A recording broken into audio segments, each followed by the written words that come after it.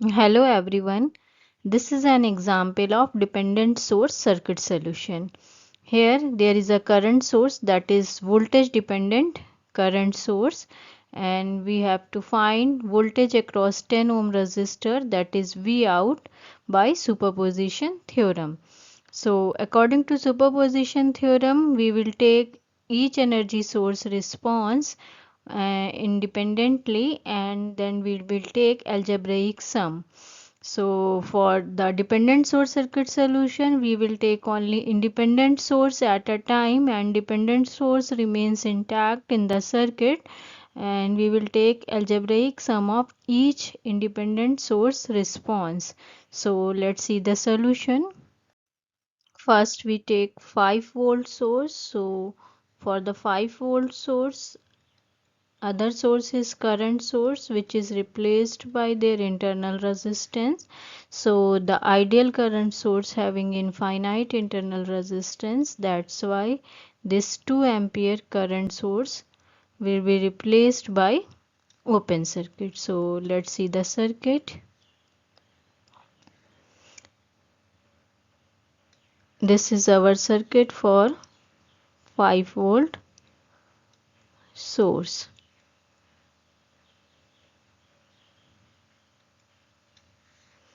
This is our 5-volt source, 10 ohm resistor, 2 ohm resistor. This is plus minus voltage across 2 ohm resistor. This is current source. Now we assume this voltage is V1 dash. So you can say this is 1.5 V1 dash. And this is 10 ohm resistor, and its output voltage we are assuming V out 1. So if you see this circuit here, there is no current in 2 ohm resistor, so the 2 ohm resistor current is 0. So you can say this V1 dash is equal to 0, or you can say this current source 1.5 V1 dash is equal to 0. So it will become 0, and this will also become 0. Now in this circuit there is only single loop for the 5-volt voltage source. So the 5-volt voltage source, only a single current we are assuming, I1 is flowing in the circuit. So you can calculate V out 1. First we apply KVL in the path, that is plus 5 minus 10 I1 is equals to 0, or you can directly calculate I1 is equals to 5 divided by total path resistance. So there is 5 is equals to 20 I1. So here we get I1 is equals to 5 by 20, that is 1 by 4 ampere. Now you calculate V out 1, this V out 1 by 5-volt source, that is 10 I1, that is 10 into I1 is 1 by 4, 2 2s are 4, 2 5s are 10, that is 5 by 2, that is 2.5 volts. So our solution for 5-volt voltage source by 10 ohm resistance, voltage drop V out 1 is 2.5 volt. Now let's see the solution for 2 ampere current source. So our circuit for 2 ampere current source, here there is one independent source, that is 5 volt, which is replaced by their internal resistance, that is 0 resistance for ideal voltage source. So it becomes short circuited, and this is our 2 ampere current source. This is our circuit for 2 ampere source. This is a dependent current source, Let's see the values. This is 10 ohm, this is 2 ohm, 10 ohm, and here this 2 ohm resistor voltage we are assuming V1 double dash. So this dependent current source value is 1.5 V1 double dash, and here the output voltage across 10 ohm is V out 2. This is the circuit for 2 ampere current source. Now here if you see this circuit, in this circuit a 2 ampere current is flowing in 2 ohm resistor. So we can directly calculate V1 double dash is equals to 2 into 2, that is 4 volt. Now for the calculation of V out, we will apply nodal analysis in the circuit. So let's see the nodal analysis. We assume one node as a reference node. So here we assume this node as a reference node and other node voltage is V.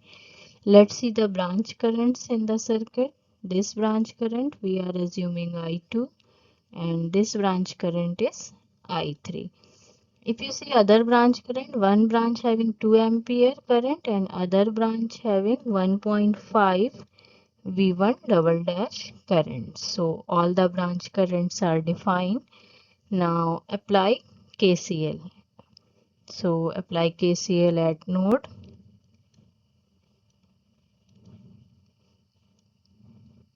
So this KCL, if you see the node, there are two currents are incoming, that is I2 and 1.5 V1 double dash, and 2 ampere and I3 are outgoing currents. So write KCL equation, that is I2 plus 1.5 V1 double dash is equal to 2 plus I3. Now let's see the individual currents I2 and I3. If you see this current I2, that is flowing from 0 voltage to V volt. So the potential difference is 0 minus V divided by branch resistance 10 ohm. So I2 is 0 minus V divided by 10. And if you see the value of I3, I3 is flowing from node voltage V to 0 voltage. So potential difference is V minus 0 divided by branch resistance 10 ohm. So its value is V minus 0 divided by 10. Put the values. I2 is minus V by 10 plus 1.5 V1 double dash. We are calculating 4 is equal to 2 plus V by 10, or you can say minus V by 10 plus 1.5 into 4. You can write it 6. 1.4 into 1.5 into 4 is 6.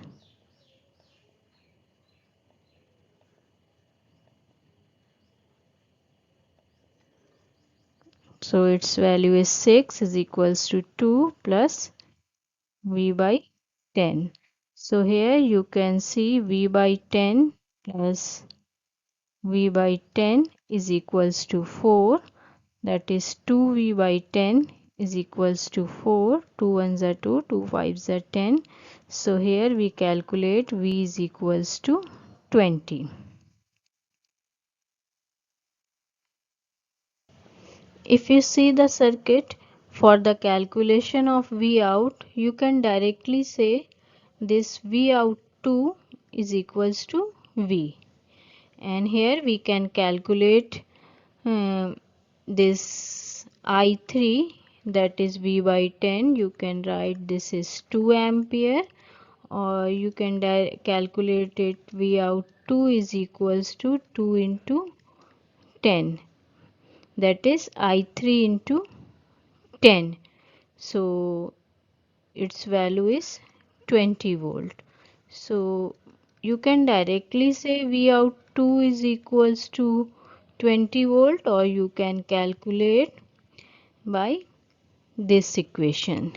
So this is the response by 2 ampere current source for the output voltage in 10 ohm resistor.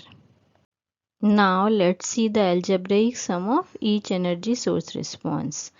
As we calculated, for 5 volt Vout1 is 2.5 volt, and for 2 ampere current source Vout2 is 20 volt.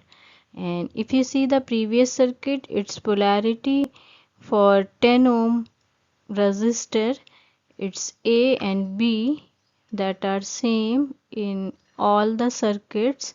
So the algebraic sum for the calculation will be like this: total output voltage V out is equals to additive in nature, that are same polarity, Vout1 plus Vout2.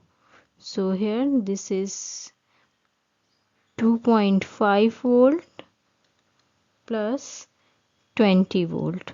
So our answer for output voltage, that is 22.5 volt. This is our answer for output voltage with the help of superposition theorem. Thank you for watching the concept. Please like and subscribe my channel.